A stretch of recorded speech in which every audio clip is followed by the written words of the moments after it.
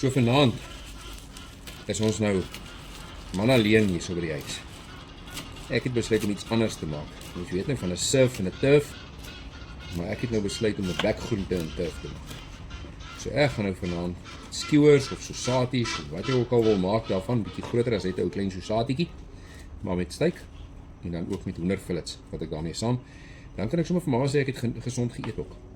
So wat ons nou vanaand gaan maak en wat ek nou hier besig is om te doen, is om 'n marinade aan mekaar te slaan. So hier het ek 'n klomp basilblare sommer begin sny en nou vat ek 'n bietjie suurlemoen en ek druk hulle daarin. Ek sal so 'n bietjie harder moet druk aan die lot. En ek gaan nog 'n bietjie olyfolie ingooi.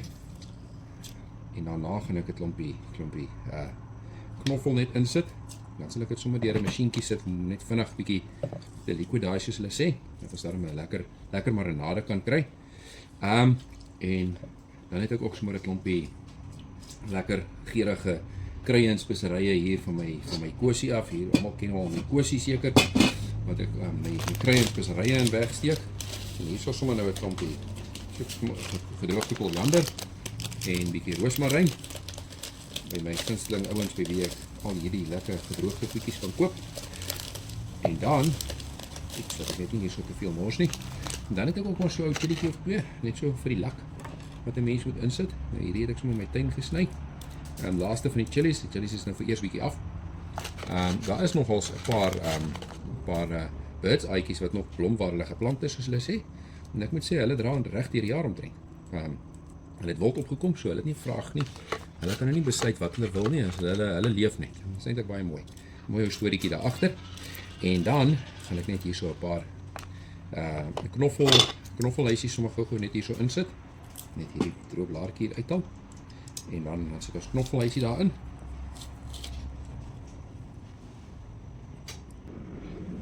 Nog 'n knoffelhuisie wat ingaan.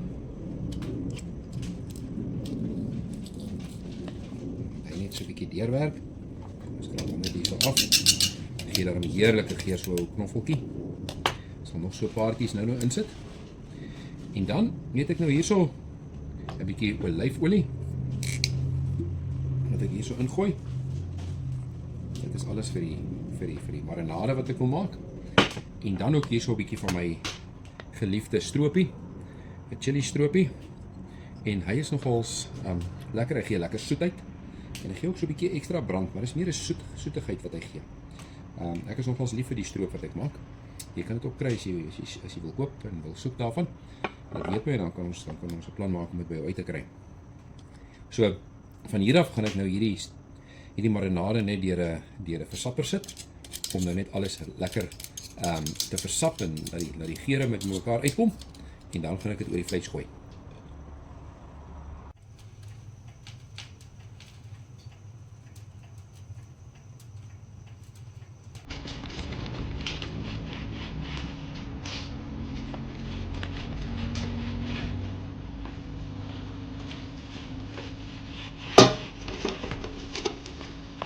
So en hier is nou 'n lekker vleis. Dit is nogals iets lekkers om te doen. En met Roxette wat nou lekker speel, dit is nogals 'n pragtige aand hier buite. Dit voel soos Kersfees in Julie, die weer ten minste. Dit is nogals baie lekker om hiermee te speel, vleis te sny, nie almal se kappartie soos hulle sê nie. Maar so hierdie gaan nou eers vir so 'n rukkie lê terwyl die vuurtjie brand. En gaan ons hierdie vleis eers laat lê in hierdie marinade wat ek sommer gemaak het. En terloops, resepte vir hierdie marinades, dit is maar passie. En dit is maar wat jy in jou huis het. En jy mag moontlik oplees, ek lees resepteboeke, so storieboeke partykeer om idees te kry. En dit is die lekkerte. Kyk, hierdie vleis is nog so bietjie hard en gevries, maar dit sal nou reg kom as ons hulle daar in 'n sosati stok sit. Ons maak hulle 'n bietjie los. Dit is eintlik baie keer lekkerder om vleis te sny terwyl dit nog so bietjie gevries is. Meer konsistensie daarmee saam. Kyk net hoe lekker lyk hierdie. So 'n stukkie vetjie of hierso, so 'n bietjie vir die vitamiene wat daarmee saam moet gaan. Ons sny hierdie ou meneer so bietjie kleiner. Ja, en hierso, dit lyk heerlik hierdie vleis. Die hoender gaan nou aan die beurt kom. Hier is nou 'n bietjie wit vleis. Soos hulle sê, bekgroente. Maar dit is ook 'n lekker geur. En daar is ook 'n plek vir hoender. Stapelvoedsel vir baie van my. Ek moet baie wit vleis eet, anders mag ek nie rooi vleis eet nie. En dit is ook goed so. Mens kan baie met hoender doen. En so op dit vis. Nie vanaand op die spyskaart natuurlik nie. Dit gaan nie lekker saamwerk nie, alhoewel mens dit so kan doen. Ek sal nog een of ander tyd so rooi vleis en vis skewer maak met spesifieke vis wat mens kan doen. Ja, hierso kyk net hierdie lekker stukke fillet wat hier so is. Nie te dun sny nie. Miskien is hy al klaar te dun. Ons gaan hom so deur. Daar's hy. En dan gaan ons nou hierdie ouetjies ook daar in die pot sit en dat hulle bietjie kan marineer. Daar's hy. En hier is nou 'n klompie hoender en ek het sommer so 'n bietjie braai speserye oorgesit. Ons sit hulle net en ek het 'n bietjie sommer net olyfolie ook sommer net vir die lak ingesit.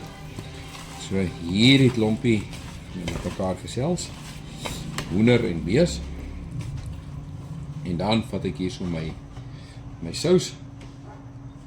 En gooi hom net lekker oor. Hy gaan nou so 'n bietjie lê en rus. Soos hulle sê, sommer so langs die vuur. Gaan ek hom insit. Miskien moet ek ook sommer met die hand hier so net 'n bietjie deurwerk. Almal net gelyke kanse kry. En dit is ook reg so. Ja, sê. Kyk net hoe lekker lyk hierdie. Ek het al, toe ek groot geword het my pa altyd 'n fillet gemaak met 'n olyfmarinade. En met 'n palmmarinade noem hulle dit. Dit lyk amper so. Kyk net, dis prentjieboekstaf hierdie. Hier is ek nog sommer nou 'n bietjie deeg gemaak, brooddeeg. Ek sal eendag bietjie wys hoe mense hoe ek lekker brooddeeg maak. En nou is ek besig om hierso sommer net die deeg bietjie uit te rol of uit te druk. Ek kan nie te hard druk nie, want andersins breek jy die hele konsistensie. En ek wil sommer net lekker broodjies maak waar ons vleisie op kan sit. So dan maak jy hierdie broodjie net so half amper so, praat maar van 'n tipe van 'n braaibroodjie of so iets. Ek het sommer net 'n bietjie olyfolie sommer hier so in die pan gegooi. En daar is hy, kyk hoe mooi lyk hy. Hy gaan sommer nou net so bak binne en gaan nie te veel maak nie, binne in hierdie wat's nou in die oond. En ons maak dit so.